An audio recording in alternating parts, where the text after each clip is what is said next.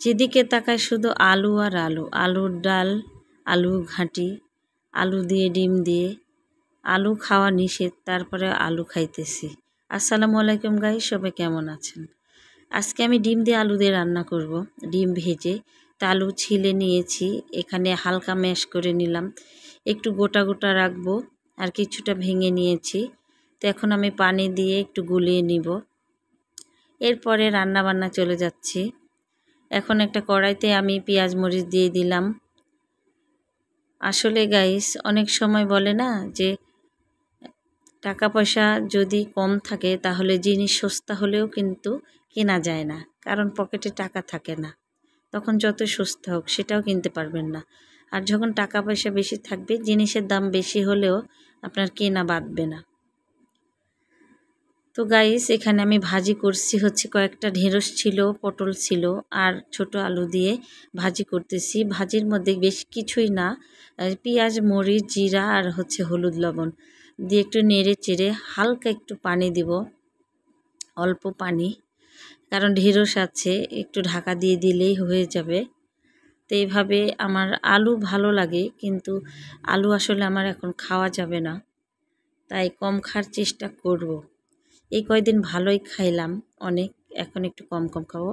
Guys এদিকে হচ্ছে ডিম আমি ভেজে কেটে নিলাম, ডিম ভেজে হচ্ছে রান্না করব আলু দিয়ে। এগুলো হাঁসের ডিম, তো হাঁসের ডিম একটু শক্ত হয়, ফার্মের মুরগির ডিমগুলো একটু সফট হয়। তো এইদিকে হচ্ছে আমি মশলা দিয়ে দিলাম, তেজপাতা দিয়ে দিলাম, পেঁয়াজ মরিচ জিরা দিয়ে একটু ব্রাউন কালার করে নিয়ে এখন আমি মশলাগুলো দিয়ে দিলাম হলুদ। আর মশলা যাতে পুড়ে না যায় তার জন্য একটু পানি দিয়েছি। ধনিয়া গুঁড়া, লবণ, ঝালের গুঁড়া এগুলো দিয়ে একটু কষিয়ে নিব। আসলে আমাদের উত্তরাঞ্চলে তা আলুর আসলে অনেক খাবারই খাই আমরা এইভাবে।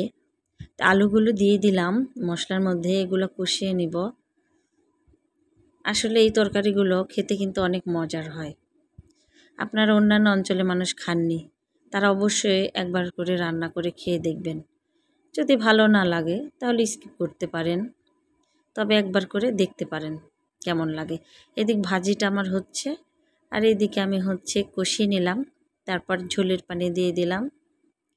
এরপরে একটু ফুটে উঠলে আমি এর মধ্যে যে ভেজে রাখছি ডিমগুলো ওইগুলো দিয়ে দিব। এইভাবেও কিন্তু ভালো লাগে, আবার সিদ্ধ করে ডিম সিদ্ধ করে রান্না করা যায়। তরকারিটা আমার হয়ে গেছে, আমি জিরা মশলা গুঁড়া দিয়ে দিলাম, কালারটাও অনেক সুন্দর আসছে। এরপরে রান্না বান্না প্রায় শেষের দিকে। আর তারপরে আমার হাজবেন্ড আমার মাছ আনছে, পাবদা মাছ আমার অনেক প্রিয়। আর মেয়ের জন্যে প্রায় 1.5 মাস পর একটা মাগুর মাছ আনলো। তো মেয়ে আর কাটালা মাছ খায় না, আর আমি এদিকে হচ্ছে আমার ছোট্ট মেয়ে ভিডিও ধরছে দেখেন, আর আমি এদিকে এই মাছ কাটতেছি। এই মাছগুলো কেচি দিয়ে কাটাই ভালো হয়। তো ভিডিওটা আর বড় করব না, সবাই ভালো থাকবেন, সুস্থ থাকবেন, আল্লাহ হাফেজ।